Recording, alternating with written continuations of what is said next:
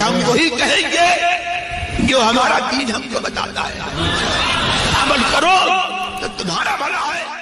السلام علیکم ورحمۃ اللہ وبرکاتہ۔ الحمد للہ رب العالمین والصلاة والسلام علی سید الانبیاء والمرسلین وعلی آلہ واصحابہ وازواجہ واہل بیتہ اجمعین، اما بعد فاعوذ باللہ من الشیطان الرجیم، بسم اللہ الرحمن الرحیم۔ فاسألوا اہل الذکر ان کنتم لا تعلمون، صدق اللہ مولانا العظیم وصدق رسولہ النبی الامین المتین الکریم، ونحن علی ذلک لمن الشاہدین والشاکرین والحمد للہ رب العالمین۔ حصول برکت کے لیے انتہائی عقیدت و محبت کے ساتھ حضور اکرم سید عالم جناب محمد الرسول اللہ صلی اللہ تعالی علیہ وسلم کی بارگاہ پاک میں درود و سلام کا ہدیہ پیش کر لیں۔ اللہم صلی علی سیدنا و شفیعنا و حبیبنا مولانا محمد وبارک وسلم، صلاۃ و سلام علیک یا رسول اللہ صلی اللہ تعالی علیہ وسلم۔ کل آنے والی شب یعنی شعبان المعظم کی دوسری شب، یہ دنیا بھر کے کروڑوں حنفیوں کے امام، امام الائمہ کاشف الغمہ سیدنا سرکار امام اعظم ابو حنیفہ نعمان بن ثابت رضی اللہ تعالی عنہ کے عرس پاک کی تاریخ ہے، اور امام اعظم ابو حنیفہ رضی اللہ تعالی عنہ کا ذکر کرنا، ان کی یاد منانا ہم حنفیوں کے اوپر یہ ضروری اور لازم ہے، کیونکہ اس مقدس امام نے اپنی پوری زندگی ہماری شریعت کے مطابق زندگی کو سنوارنے کے لیے صرف کر دی۔ امام اعظم رضی اللہ تعالیٰ عنہ نے اپنی پوری زندگی، اور امام اعظم رضی اللہ تعالیٰ عنہ کی تقلید کرنے والے بڑے بڑے پائے کے محدثین، بڑے بڑے علماء اعظام، مفسرین، محدثین اور اپنے زمانے کے بڑے عظیم شخصیات کے مالک حضرات، یہ امام اعظم ابو حنیفہ رضی اللہ تعالیٰ عنہ کے مقلد رہے ہیں۔ حضور سیدنا خواجہ غریب نواز رضی اللہ تعالیٰ عنہ امام اعظم کے مقلد ہیں، حضرت داؤد طائی ہیں، حضرت بشر حافی ہیں، حضرت شیخ مجدد الفسانی، حضرت داتا گنج بخش، دنیا بھر کے اندر پائے جانے والے سینکڑوں ہزاروں اولیاء کرام امام اعظم ابو حنیفہ رضی اللہ تعالیٰ عنہ کی تقلید کرتے ہوئے نظر آتے ہیں۔ اور ایک بہت بڑے محدث شیخ عبدالعزیز ابن رواد نے کہا تھا کہ امام اعظم ابو حنیفہ رضی اللہ تعالیٰ عنہ سے پیار کرنا یہ سنیت کی پہچان ہے، اور جو ان سے عداوت رکھے وہ سنی نہیں ہے بلکہ گمراہ اور بدعتی ہے۔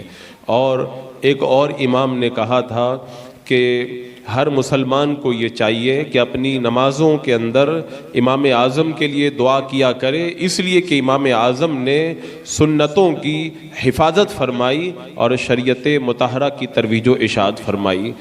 اور امام اعظم ابو حنیفہ رضی اللہ تعالیٰ عنہ کے فضائل اتنے زیادہ ہیں کہ باضابطہ طور پر محدثین، فقہاء، علماء، مفسرین نے اس پر بڑی مبسوط کتابیں لکھی، امام اعظم رضی اللہ تعالیٰ عنہ کے فضائل کو بیان فرمایا۔ خود امام شافعی رحمۃ اللہ تعالیٰ علیہ فرماتے ہیں کہ امام اعظم جیسا کوئی دوسرا نظر نہیں آتا، ہر ایک امام اعظم کی تعریف میں رطب اللسان نظر آتا ہے۔ آپ ساری زندگی تقوی، پرہیزگاری اور علم اور سنت احادیث کی ترویج و اشاعت کے اندر گزارتے رہے۔ آپ نے 40 سال تک عشاء کے وضو سے فجر کی نماز ادا فرمائی، روزانہ ایک قرآن پاک رات کے اندر 2 رکعت کے اندر ختم فرمایا کرتے تھے۔ آپ نے 55 حج فرمائے۔ جب آخری حج کے لیے امام اعظم رضی اللہ تعالیٰ عنہ تشریف لے گئے تو وہاں کے حرم کے خدام سے اجازت لے کر کے آپ خانہ کعبہ کے اندر داخل ہوئے، اور ایک پاؤں پر زور دے کر کے پہلی رکعت کے اندر آپ نے 15 پاروں کی تلاوت کی، پھر دوسرے پاؤں پر زور دے کر یعنی ایک پاؤں کی طاقت پر پھر 15 پاروں کی تلاوت کی۔ جب 2 رکعات کے اندر آپ نے پورا قرآن مقدس حرم شریف خانہ کعبہ کے اندر ختم فرما دیا، اس کے بعد میں رو کر کے اللہ کی بارگاہ میں دعا کی، اے اللہ تیری عبادت کا جیسا حق ہے اس کو میں ادا نہیں کر سکا۔ رب کی بارگاہ میں جب دعا کر رہے تھے تو غیب سے آواز آئی، اے ابو حنیفہ ہم نے تجھے بھی بخش دیا اور قیامت تک جو بھی تیرے مذہب پر چلیں گے ان تمام کی ہم نے مغفرت فرما دی ہے۔ تو امام اعظم کی مکہ مذہب کی پیروی کرنے والوں کو یہ بشارت دی گئی کہ جو بھی تیرے مذہب کی پیروی کرے گا اس کو ہم نے بخش دیا ہے اور اس کی مغفرت فرما دی ہے۔ امام اعظم کا رتبہ بڑا بلند ہے۔ اللہ تبارک و تعالیٰ نے اتنے فضائل و مناقب امام اعظم ابو حنیفہ رضی اللہ تعالیٰ عنہ کو عطا فرمائے تھے۔ آج کے زمانے میں آپ دیکھیں غیر مقلدین امام اعظم کی شان میں بدتمیزی کرتے ہوئے نظر آتے ہیں اور معاذ اللہ یہ الزام لگاتے ہیں کہ امام اعظم حدیثوں کو چھوڑ دیتے تھے۔ یہ حنفی لوگ حدیثوں پہ عمل نہیں کرتے، ہم اہل حدیث ہیں، ہم لوگ حدیثوں پہ عمل کرنے والے ہیں، یہ حنفی صرف قیاس کرتے ہیں۔ اصل میں صحیح بات یہ ہے کہ امام اعظم ابو حنیفہ رضی اللہ تعالی عنہ کے علم اور ان کی فضیلت کی بنیاد پر لوگوں نے ان سے آپ کے زمانے میں بھی حسد کیا تھا اور حسد کی بنیاد پر آپ پر یہ الزام لگایا تھا، اور آج کے نام نہاد اہل حدیث اور غیر مقلدین بھی اسی لیے یہ الزام لگاتے ہیں۔ جیسا کہ امام اوزاعی رحمت اللہ تعالیٰ علیہ کی بارگاہ میں جب عبداللہ ابن مبارک رضی اللہ تعالیٰ عنہ علم حاصل کرنے کے لیے تشریف لے گئے تو انہوں نے فرمایا امام اوزاعی نے کہ یہ ابو حنیفہ کون ہے جو دین میں نئی نئی باتیں نکالتا ہے۔ حضرت عبداللہ ابن مبارک رضی اللہ تعالیٰ عنہ نے کوئی جواب نہیں دیا۔ 2 یا 3 دن کے بعد میں کچھ اوراق لے کر کے آئے اور لا کر کے امام اوزاعی کے ہاتھوں میں تھما دیے۔ امام اوزاعی نے جب ان اوراق کو پڑھا تو کہا کہ یہ نعمان بن ثابت کون ہے؟ جگہ جگہ لکھا ہوا تھا قال نعمان بن ثابت، قال نعمان بن ثابت، یہ تو بہت بڑے عالم معلوم ہوتے ہیں۔ اب عبداللہ ابن مبارک نے جواب دیا یہ اوراق جو آپ پڑھ رہے ہیں اور ان کے اندر جو علم ہے، نعمان بن ثابت کا نام آپ پڑھ رہے ہیں، یہ نعمان بن ثابت کوئی اور نہیں ہے، یہ وہی نعمان بن ثابت ہے جن کے بارے میں آپ مجھ سے پوچھ رہے تھے کہ ابو حنیفہ کون ہے، یہی ابو حنیفہ ہی نعمان بن ثابت ہے۔ تو فوراً امام اوزاعی پکار اٹھے کہ مجھ سے غلطی ہوئی کہ میں نے اتنے بڑے امام کے بارے کے اندر بدگمانی کی۔ اب اس کے بعد میں جب حج کے موقع پر امام اوزاعی رحمت اللہ تعالیٰ علیہ حج کے لیے تشریف لے گئے تو وہاں پر امام اعظم سے ملاقات ہوئی۔ امام اعظم سے جب بات چیت ہونے لگی تو مسائل وغیرہ کی گفتگو ہوئی تو آخر میں امام اوزاعی نے یہ کہا تھا کہ اللہ تبارک و تعالیٰ نے اس ذات کو اتنا علم عطا فرمایا ہے، اس کے علم کی وجہ سے لوگ ان کے اوپر حسد کرنے لگ گئے ہیں۔ تو یہ امام اعظم پر حسد کی بنیاد پر لوگوں نے آپ پر الزامات لگائے کہ آپ علم حدیث کو ترک کر دیتے ہیں، ورنہ آپ دیکھیں اللہ تبارک و تعالیٰ نے امام اعظم کو علم حدیث میں اتنا بڑا رتبہ عطا فرمایا تھا۔ علماء بیان فرماتے ہیں کہ امام اعظم کی کتابوں کے اندر حدیثوں کا بڑا ذخیرہ موجود ہے۔ ایک روایت میں ہے امام اعظم نے اپنے مسائل کے اندر 70,000 حدیثوں کو بیان فرمایا۔ خود امام ابو یوسف رحمت اللہ تعالیٰ علیہ بیان فرماتے ہیں امام اعظم کی بارگاہ میں جب مسائل پر گفتگو ہوتی اور جب گفتگو ختم ہو جاتی میں پورے کوفہ کے اندر گھومتا اور معلوم کرتا، حدیثوں کے بارے میں سارے محدثین کے پاس میں جاتا اور جب امام اعظم سے آ کر کے بتاتا فلاں محدث نے یہ حدیث بیان کی، فلاں محدث نے یہ حدیث بیان کی، امام اعظم فرماتے یہ حدیث صحیح ہے، یہ حدیث صحیح نہیں ہے، یہ حدیث صحیح ہے، یہ حدیث صحیح نہیں ہے۔ امام ابو یوسف کہتے میں پوچھتا حضرت آپ کو کیسے پتا چلا؟ تو امام اعظم فرماتے پورے کوفہ کے علم کا عالم میں ہوں، اللہ نے مجھے یہ سارا علم عطا فرمایا ہے۔ اللہ نے ایسا علم حدیث عطا فرمایا تھا۔ یہ آج جو غیر مقلدین نام نہاد اہل حدیث بار بار بخاری کرتے ہیں، ان سے پوچھو بخاری شریف کے اندر 23 حدیثیں ایسی ہیں جن حدیثوں کے اوپر خود امام بخاری کو ناز ہے، اور وہ 23 ثلاثیات ہیں جو سب سے بڑی اور عالی سند ہے۔ امام بخاری کو ان حدیثوں پہ ناز ہے، اور ان غیر مقلدین کو شاید ابھی یہ پتہ نہیں ہے بخاری شریف کی وہ 23 حدیثیں جو سب سے بڑی مرتبے والی مانی جاتی ہیں، ان 23 حدیثوں میں سے 13 حدیثیں یہ 11 حدیثیں مکی ابن ابراہیم سے روایت کی گئی ہیں، اور مکی ابن ابراہیم یہ امام اعظم کے شاگرد ہیں۔ تو بخاری شریف کی جو 11 بڑی حدیثیں ہیں وہ امام اعظم کے شاگرد سے امام بخاری نے روایت کی، اور باقی جو 23 ہیں ان میں سے 9 حدیثیں بھی امام اعظم کے شاگردوں سے روایت کی ہے۔ تو اگر امام اعظم کو علم حدیث نہیں معلوم ہے تو بخاری شریف سے جو 23 بڑی بڑی امام بخاری کی حدیثیں ہیں عالی سند والی، ان میں امام اعظم کے شاگردوں کی حدیثوں کو اگر نکال دیا جائے تو امام بخاری کے پاس میں صرف 3 حدیثیں بچ جائیں گی عالی سند والی۔ امام اعظم کا رتبہ علم حدیث میں بڑا بلند ہے۔ ایک بار امام باقر رحمت اللہ تعالی علیہ جو خانوادہ نبوت کے چشم و چراغ ہے، یہ جب ان کی ملاقات ہوئی امام اعظم ابو حنیفہ سے تو عرض کیا، امام باقر نے فرمایا کہ میں نے سنا ہے کہ آپ قیاس زیادہ کرتے ہیں اور حدیثوں کو چھوڑ دیتے ہیں۔ اس زمانے میں مخالفین نے یہ جو ہے وہ فتنہ اٹھا رکھا تھا، آپ کے خلاف یہ لوگوں کو بدگمان کر رکھا تھا۔ امام اعظم ابو حنیفہ رضی اللہ تعالیٰ عنہ نے امام باقر کی جب بات کو سنا تو جواب میں فرمایا یہ غلط بات ہے، یہ میرے اوپر بہتان ہے، میں حدیث کو قیاس کی وجہ سے ترک نہیں کرتا ہوں، پہلے میں قرآن سے دلیل لیتا ہوں، پھر حدیث سے لیتا ہوں، پھر صحابہ کرام کے فیصلوں سے دلیل لیتا ہوں، اور جب کوئی دلیل ان میں نہیں ملتی ہے تب جا کر کے میں قیاس کرتا ہوں ان کے اوپر۔ اب اس کے بعد میں امام اعظم نے بڑی پیاری بات فرمائی، آپ نے فرمایا یہ بتائیں کہ مرد کمزور ہے یا عورت کمزور ہے؟ امام باقر نے فرمایا عورت کمزور ہے، تو امام اعظم نے فرمایا عورت کمزور ہے، اگر میں قرآن اور حدیث کو چھوڑتا اور قیاس اور عقل کے مطابق اگر میں فتویٰ دیتا تو عورت کو ڈبل حصہ دلواتا اور مرد کو ایک حصہ دلواتا، لیکن میں قیاس اور عقل کو چھوڑ کر کے میں قرآن و حدیث پہ عمل کرتا ہوں، اور میں یہ فتویٰ دیتا ہوں کہ باپ یا کسی کے انتقال کے بعد میں جو لڑکا لڑکی کو حصہ دیا جاتا ہے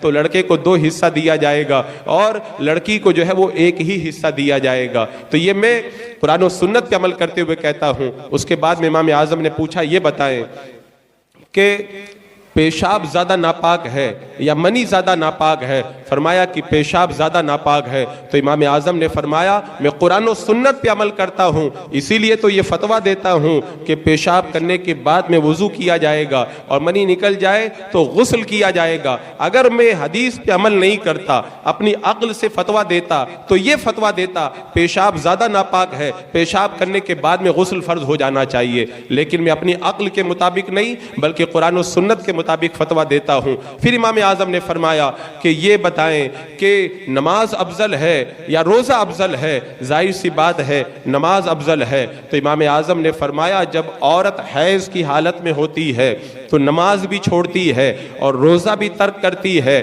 نماز افضل ہے۔ اگر میں عقل کے مطابق فتویٰ دیتا تو یہ فتویٰ دیتا کہ حیض کی حالت میں جو نمازیں چھوٹ گئی ہیں ان نمازوں کو بعد میں قضا کیا جائے، لیکن میں عقل کے مطابق فتویٰ نہیں دیتا، میں قرآن و حدیث کے مطابق فتویٰ دیتا ہوں کہ حیض کی حالت میں عورت کے جو روزے قضا ہو جائیں ان روزوں کی تو قضا رکھے گی لیکن نماز کی قضا بعد میں نہیں پڑی جائے گی۔ امام باقر نے جب سنا تو سمجھ گئے امام اعظم پر یہ الزام لگایا گیا ہے، آگے بڑھے اور امام اعظم کی پیشانی کا انہوں نے بوسہ لیا۔ تو عزیزان مکرم، یہ جو غیر مقلدین یہ جو الزام لگاتے ہیں امام اعظم پر اور آپ کے مقلدین پر کہ ہم لوگ اہل حدیث ہیں، یہ حنفی لوگ حدیث پہ عمل نہیں کرتے، یہ ان کا سراسر جھوٹ ہے۔ اس سلسلے میں ایک روایت اور آتی ہے، شیخ ابو متی بیان کرتے ہیں کوفہ کی جامع مسجد میں حضرت سیدنا امام جعفر صادق، حضرت سفیان ثوری، بہت سارے محدثین جمع ہوئے، امام اعظم کی وہیں پر ملاقات ہو گئی تو انہوں نے امام اعظم سے کہا ہم نے سنا ہے آپ قیاس زیادہ کرتے ہیں، یعنی حدیث پہ عمل نہیں کرتے قیاس پہ عمل کرتے ہیں۔ تو امام اعظم نے فرمایا یہ غلط ہے۔ پھر امام اعظم نے اپنے اصول کو بیان کیا، فجر سے لے کر کے زوال کے وقت سے پہلے تک آپس میں گفتگو ہوتی رہی، آخر میں یہ حضرات آگے بڑھے اور کہا کہ آپ صحیح کہتے ہیں اور آپ کے بارے میں لوگوں نے جو الزام لگایا وہ جھوٹ کہتے ہیں۔ وہ آگے بڑھے، امام اعظم کے ہاتھوں کا بوسہ لینے لگے۔ عزیزان مکرم، یہ غیر مقلدین جو حدیث کی رٹ لگاتے ہیں، یہ کیا جانے حدیث کیا ہے۔ اللہ تبارک و تعالیٰ نے امام اعظم کو علم حدیث کے اندر اتنا بڑا رتبہ عطا فرمایا تھا۔ محدثین فرماتے ہیں کہ امام اعظم نے جو بھی مسئلہ بیان کیا اس کے ساتھ میں 1 اور 2 حدیثیں ضرور آپ نے بیان فرمائی۔ اگر آپ علم حدیث، یہ کہتے ہیں امام اعظم کو صرف 17 حدیثیں یاد تھی، انہوں نے امام اعظم کی مسندات کو پڑھا ہی نہیں ہے. امام اعظم کی مسندات کے اندر ہزاروں حدیثیں موجود ہیں, لیکن کہتے ہیں کہ جھوٹ آدمی بول کر کے زیادہ دن تک اس جھوٹ کو چھپا نہیں سکتا, آخر سچ جو ہے وہ ظاہر ہو کر کے رہتا ہے. امام اعظم کے علم حدیث کی جو مہارت ہے وہ آج بھی دنیا والوں کے سامنے موجود ہے. اصل میں امام اعظم کے زمانے میں بھی آپ کے علم کی بنیاد پر لوگ آپ سے بڑا حسد رکھتے تھے. ایک بار اس کوفہ کے بہت بڑے قاضی ابو لیلہ, یہ بڑے بہت پائے کے عالم تھے. اس زمانے میں قاضی وہی ہوتا تھا جو بہت بڑا عالم ہوا کرتا تھا. یہ اپنے دارالقضاء سے نکل کر کے اپنے گھر کی طرف جا رہے تھے. راستے میں دیکھا ایک پاگل عورت کسی سے جھگڑا کر رہی ہے. وہ کہہ رہی ہے سامنے والے کو, اے زانی اور زانیہ کے بیٹے. قاضی ابی لیلہ نے جب سنا تو فوراً کہا کہ اس عورت کو میرے دارالقضاء کے اندر لایا جائے. دوبارہ آپ نے عدالت لگا دی. اب اس کے بعد میں مسجد میں جب عدالت لگائی گئی, عورت کی بات کو آپ نے سنا اور اس کے بعد میں عورت کو کھڑا کر کے اس کو ڈبل حد لگانے کا حکم دیا. امام اعظم رضی اللہ تعالیٰ عنہ کو جب پتہ چلا تو امام اعظم نے فرمایا قاضی ابی لیلہ نے اس فیصلے کے اندر بہت ساری غلطیاں کی ہیں. آپ نے فرمایا قاضی نے پہلی غلطی یہ کی ہے کہ جب وہ دارالقضاء سے اٹھ کر کے چلے گئے تو دوبارہ جا کر کے دارالقضاء میں ان کا جانا اس وقت کے اندر یہ آئین کے خلاف ہے. یہ ان کی پہلی غلطی ہے. انہوں نے اس عورت کے اس کے سامنے والے کے مطالبے کے بغیر اس عورت پر حد لگائی, حالانکہ جب تک کوئی سامنے والا مطالبہ نہ کرے تب تک حد نہیں لگائی جاتی ہے. یہ ان کی دوسری غلطی ہے. تیسری غلطی یہ ہے کہ انہوں نے مسجد کے اندر حد لگائی. مسجد میں حد لگانا یہ صحیح نہیں ہے. ان کی چوتھی غلطی یہ ہے کہ انہوں نے دو حدیں ایک ساتھ میں لگائی, حالانکہ ایک حد لگائی جاتی ہے, پھر جب وہ ٹھیک ہو جاتا ہے تو دوسری سزا دی جاتی ہے. یہ ان کی چوتھی غلطی ہے. اور ان کی پانچویں غلطی یہ ہے کہ انہوں نے عورت کو کھڑا کر کے حد لگائی. عورت کو کھڑا کر کے سزا نہیں دی جاتی ہے, اس کو بٹھا کر کے سزا دی جاتی ہے. امام اعظم کہ اس فیصلے کی وجہ سے قاضی ابی لیلہ جلال میں آ گئے. گورنر کے پاس گئے اور گورنر کے پاس جا کر کے کہتے ہیں کہ ابو حنیفہ ہمارے فیصلوں پہ جرا کرتے ہیں, وہ فتنہ بپا کرتے ہیں, ان پر یہ پابندی عائد کر دی جائے, آج کے بعد میں وہ فتویٰ نہیں دیں گے. قاضی کوفہ کے گورنر کی طرف سے پابندی لگا دی گئی, امام اعظم فتویٰ نہیں دے سکتے. امام اعظم اپنے مکان کے اندر ہیں. آپ کی بیٹی آپ کی بارگاہ میں آئی اور آ کر کے کہا کہ ابا جان میں روزے کی حالت میں تھی اور روزے کی حالت میں میرے منہ سے خون نکلا, میں تھوکتی رہی. جب میرا تھوک کا رنگ بالکل سفید ہو گیا اس کے بعد میں میرے حلق کے نیچے اتر گیا, تو کیا میرا روزہ ٹوٹا کہ نہیں ٹوٹا؟ تو اس وقت امام اعظم نے فرمایا بیٹی تمہیں پتہ نہیں ہے, قاضی نے حکم دیا ہے, گورنر نے حکم دیا ہے, میں فتویٰ نہیں دے سکتا, میں گورنر کے حکم کے خلاف نہیں چلوں گا. اگر تمہیں فتویٰ پوچھنا ہے تو اپنے بھائی حماد سے جا کر کے فتویٰ پوچھو. بتاؤ اتنے بڑے پرہیزگار عالم کہ اگر گھر کی چار دیواری میں اگر بیٹی بھی مسئلہ پوچھ رہی ہے تو اس کو بھی جواب نہیں دیتے ہیں کہ امیر کی اطاعت کرنا یہ ضروری ہے, امیر کے حکم کے خلاف میں نہیں جا سکتا. لیکن جب بعد میں گورنر کو یہ احساس ہوا کہ امام اعظم کی طرح صحیح طور پہ فتویٰ دینے والا کوئی کوفہ کے اندر موجود نہیں ہے, تو آخر گورنر نے خود نے آپ پر جو پابندی لگائی تھی اس پابندی کو ہٹا دیا. تو عزیزان مکرم یہ وجہ ہے امام اعظم سے حسد کرنے کی. امام اعظم کے علم کے سامنے کسی کا چراغ جلتا ہوا نظر نہیں آتا تھا, تو امام اعظم سے لوگ حسد کرنے لگے. خود یزید بن ہارون بیان کرتے ہیں میں نے امام اعظم جیسا متقی و پرہیزگار آج تک میں نے نہیں دیکھا. لوگوں نے ان سے کہا کہ آپ تو امام اعظم سے جو ہے وہ جلن رکھتے ہیں, آپ کیوں ایسی بات کہہ رہے ہیں؟ تو کہہ رہے پہلے میں امام اعظم کے بارے میں بدگمانی رکھتا تھا. ایک بار کیا ہوا, میں نے دیکھا کہ دھوپ بڑی سخت تھی.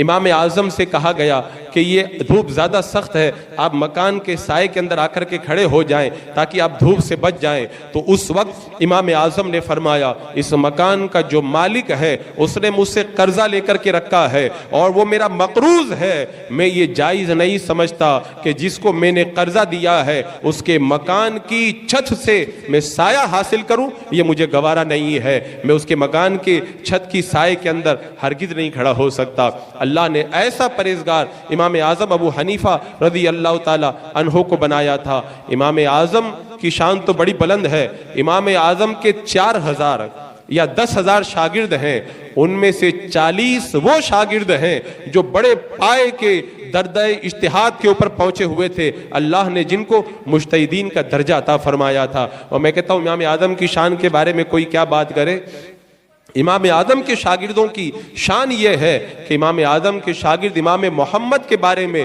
امام شافعی رحمۃ اللہ تعالی علیہ فرماتے ہیں آج تک میری نگاہوں نے امام محمد جیسا نہیں دیکھا۔ اور جب امام محمد بصرہ کی سرزمین پر ایک سواری پہ سوار ہو کے نکل رہے تھے، ایک یہودی نے دیکھا تو دیکھ کر کے کہنے لگا یا اللہ، اتنا حسین و جمیل چہرہ جب مسلمانوں کے چھوٹے محمد کا یہ حال ہے تو بڑے محمد کا کیا حال ہوگا۔ اس نے چہرہ دیکھا اور چہرہ دیکھ کے کلمہ پڑھ کے وہ مسلمان ہو گیا۔ امام اعظم کے شاگردوں کی یہ شان ہے۔ خود امام محمد نے جب کتاب جامع کبیر لکھی، وہ کتاب جب ایک غیر مسلم کے پاس میں گئی، اس کتاب کو دیکھ کر کے وہ مسلمان ہو گیا کہ مسلمانوں کے چھوٹے محمد کی جب یہ شان ہے تو بڑے محمد کی شان کیا ہوگی۔ تو امام اعظم کو اللہ تبارک و تعالیٰ نے یہ مراتب عطا فرمائے تھے، رات بھر عبادت کے اندر بسر ہوتی۔ بتاتے ہیں جب رات کا وقت ہوتا، امام اعظم جب عبادت کرتے تو آپ کی آنکھوں سے آنسوؤں کے قطرات ایسے ٹپکتے تھے جیسے بارش کے اندر پانی کے قطرے ٹپکا کرتے تھے۔ جس جگہ آپ نماز پڑھتے تھے وہ آنسوؤں سے تربتر ہو جاتی تھی، پوری رات عبادت کرتے۔ اور ایک راوی نے بیان کیا اگر کوئی امام اعظم کو آ کر کے یہ بتا دیتا کہ حضور آپ کی زندگی ختم ہونے والی ہے، 3 دن کے بعد میں آپ کا انتقال ہو جائے گا، تو اگر ہم کو کوئی آ کے بول دے تو ہم پوری طریقے سے عبادت میں لگ جائیں گے کہ 3 دن کے بعد تو ہمارا انتقال ہو جائے گا۔ لیکن امام اعظم کو اگر یہ بتا دیا جاتا کہ 3 دن کے بعد آپ انتقال کر جائیں گے تو امام اعظم پہلے سے اتنی عبادت کر رہے تھے، اگر کوئی آ کر بتا بھی دیتا تو آپ کی عبادت کے اندر کوئی اضافہ نہیں ہوتا، پہلے سے پورے طور پر عبادت میں لگے تھے۔ حضرت مسعر بن کدام خود بیان کرتے ہیں ایک بار میں نے سوچا کہ دیکھو امام اعظم کتنی عبادت کرتے ہیں، بولے میں فجر کے بعد میں مسجد میں گیا، میں نے دیکھا کہ اشراق کی نماز پڑھی امام اعظم نے، اشراق کی نماز پڑھنے کے بعد میں وہ پڑھانے کے اندر مگن ہو گئے، ظہر سے کچھ دیر پہلے آپ نے تھوڑی دیر آرام کیا اور ظہر کے بعد میں پھر پڑھانے میں مشغول ہو گئے، پھر ظہر سے عصر تک، عصر سے مغرب تک، مغرب سے عشاء تک پڑھاتے رہے۔ میں نے سوچا کہ بہت تھک گئے ہوں گے، اب گھر جائیں گے، جانے کے بعد میں آرام کریں گے۔ بولے میں پیچھے چپکے سے گیا، میں نے دیکھا کہ وہ گھر میں داخل ہوئے، اپنا لباس اتارا اور بہترین شاندار شاہانہ لباس پہنا اور بہترین لباس پہن کر کے دوبارہ اپنے گھر سے باہر نکلے۔ باہر سناٹا تھا، مسجد میں داخل ہوئے اور جا کر کے عبادت میں مصروف ہو گئے، یہاں تک کہ جب اذان کا وقت قریب ہوا دوبارہ مسجد سے نکل کر کے اپنے مکان میں گئے، وہ شاہانہ لباس اتار کر کے آ گئے اور پھر سادہ لباس پہن کر پھر مسجد میں آ گئے۔ اور میں نے سوچا کہ اب بہت تھک گئے ہیں، فجر بعد آرام کریں گے، فجر کے بعد میں پھر پڑھانے بیٹھ گئے، پورا دن پڑھاتے رہے۔ میں نے سوچا آج تو رات میں سوئیں گے، رات میں نے پھر دیکھا کہ گھر میں گئے، شاندار لباس پہنا، پھر پہن کر کے آئے اور رات بھر مسجد میں عبادت کرتے رہے۔ میں نے کہا کہ 2 دن ہو گئے، اب تو ان کو سونا چاہیے۔ تیسرے دن میں نے دیکھا کہ پھر وہی دن بھر پڑھانا، اور تیسری رات آئی تو میں نے دیکھا کہ پھر گھر میں اچھا لباس پہن کر کے آئے۔ اللہ کی بارگاہ میں جب حاضر ہوتے امام اعظم بہترین لباس پہنتے اور خوشبو ایسی لگاتے کہ دور دور سے آنے والوں کو پتہ چل جاتا اس راستے سے امام اعظم کا گزر ہوا ہے۔ اب 3 راتیں جب گزر گئی، مسعر بن کدام کہتے ہیں مجھے یقین ہو گیا اللہ تبارک و تعالیٰ نے امام اعظم کو جو رتبہ عطا فرمایا ہے، ان کے مراتب بڑے بلند ہیں۔ اب میں نے ارادہ کر لیا آج کے بعد میں امام اعظم کا دامن میں کبھی نہیں چھوڑوں گا، اور اللہ نے پھر مسعر بن کدام کو وہ رتبہ دیا کہ امام اعظم کی مسجد میں سجدے کی حالت میں حضرت مسعر بن کدام کا انتقال ہوا۔ عزیزان مکرم، امام اعظم کی شان کو اگر بیان کیا جائے تو میں کہتا ہوں گھنٹوں سنتے رہیں تب بھی اپنے امام کی عظمتوں سے آپ سیراب نہیں ہوں گے۔ ہر زمانے میں حاسدین رہتے ہیں۔ اس زمانے کے گورنر ابن حبیرہ نے امام اعظم کو بلایا اور بلا کر کے کہا آپ چیف جسٹس کا عہدہ قبول کر لیں۔ امام اعظم نے انکار کر دیا۔ اس نے ابن حبیرہ نے آپ کو جیل میں ڈال دیا، آپ پر کوڑے لگائے گئے۔ رات میں سویا، خواب میں دیکھا اللہ کے رسول علیہ السلام تشریف لائے ہیں اور فرماتے ہیں تو بے قصور کو مارتا ہے۔ اللہ کے رسول علیہ السلام نے جب ابن حبیرہ کو جب تنبیہ کی وہ صبح میں بیدار ہوا، امام اعظم کو رہا کر دیا۔ لیکن امام اعظم کے حاسدین کی ایک بڑی جماعت تھی۔ بعد میں عباسی خلیفہ منصور نے امام اعظم کو بلایا اور بلا کر کے کہا آپ قاضی بن جائیں، قاضی القضات بن جائیں، چیف جسٹس بن جائیں، آپ نے انکار کر دیا، کہا میں قسم کھاتا ہوں کہ میں نہیں بنوں گا۔ اس نے بادشاہ نے بھی قسم کھا لی، میں قسم کھاتا ہوں تمہیں بننا پڑے گا قاضی القضات۔ تو اس وقت کسی نے امام اعظم سے کہا کہ تم بادشاہ کے مقابلے میں قسم کھاتے ہو؟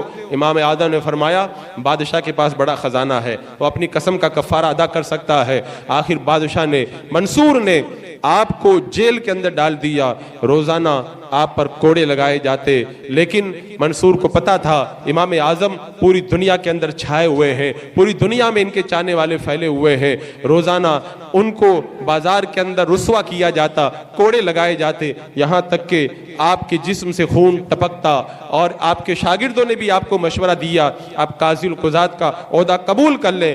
آپ نے فرمایا یہ عہدہ قبول کرنا تو بہت بڑی بات ہے، اگر مجھے بادشاہ یہ کہے کہ میں اس کے قلعے کی جو اینٹیں ہیں ان اینٹوں کو گن دوں تو مجھے یہ بھی گوارا نہیں ہے۔ آخر میں جب بادشاہ نے دیکھ لیا یہ قبول کرنے والے نہیں تو آپ کو زہر کا پیالہ پلایا گیا۔ امام اعظم نے جب زہر کا اثر پایا تو فوراً سجدے میں گر گئے، اور سجدے کی حالت کے اندر امام اعظم کا انتقال ہوا۔ امام اعظم کے انتقال کے بعد میں بغداد میں جو قرام مچا تھا، بغداد کی سرزمین پر چپے چپے پہ تل رکھنے کی جگہ نہیں تھی، 6 مرتبہ آپ کی نماز جنازہ ادا کی گئی، 20 دن تک لوگ آپ کی قبر پر آ کر کے نمازیں پڑھتے رہے، 3 دن تک جناتوں کے رونے کی آوازیں آتی رہی، غیب سے آوازیں آتی رہی، اے لوگوں فقہ چلا گیا، اب تمہارے لیے کوئی فقہ نہیں ہے، فقیہ تم سے رخصت ہو گیا ہے۔ پڑوس کے اندر ایک یہودی کی لڑکی رہتی تھی، وہ کہتی تھی ابا جان یہ رات میں جو پڑوسی کے مکان پہ ایک درخت میں دیکھتی تھی وہ درخت نظر نہیں آتا، تو باپ نے کہا بیٹا تم جو درخت دیکھتی تھی وہ درخت نہیں ہے، وہ اصل میں مسلمانوں کے امام ابو حنیفہ تھے، وہ رات بھر نماز میں کھڑے رہتے تھے، تم اس کو درخت سمجھتی تھی، اے بیٹا اس درخت کو اب کاٹ دیا گیا ہے۔ امام شافعی رحمۃ اللہ تعالی علیہ بیان فرماتے ہیں جب بھی مجھے کوئی پریشانی پیش آتی ہے میں امام اعظم کے مزار پہ جاتا ہوں، 2 رکعت نماز پڑھتا ہوں، اللہ تبارک و تعالیٰ میری پریشانی کو دور فرما دیتا ہے۔ امام اعظم کے رتبے بڑے بلند ہیں۔ آپ نے وصیت کی تھی کہ مجھے مرنے کے بعد میں بادشاہی زمین میں دفن مت کرنا بلکہ مقبرہ خیزان کے اندر مجھے دفن کرنا۔ آپ کو وہاں پہ دفن کیا گیا۔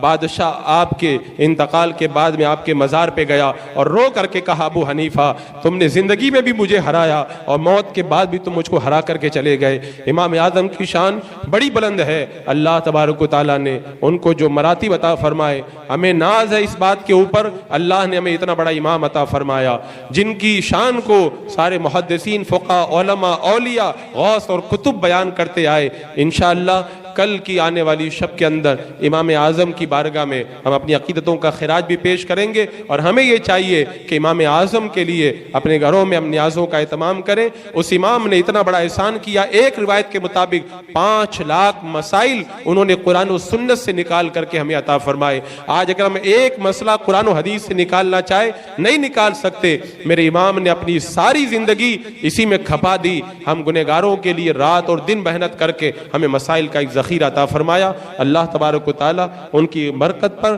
گوہر باری اور رحمتوں کے انوار کی بارشیں نازل فرمائے۔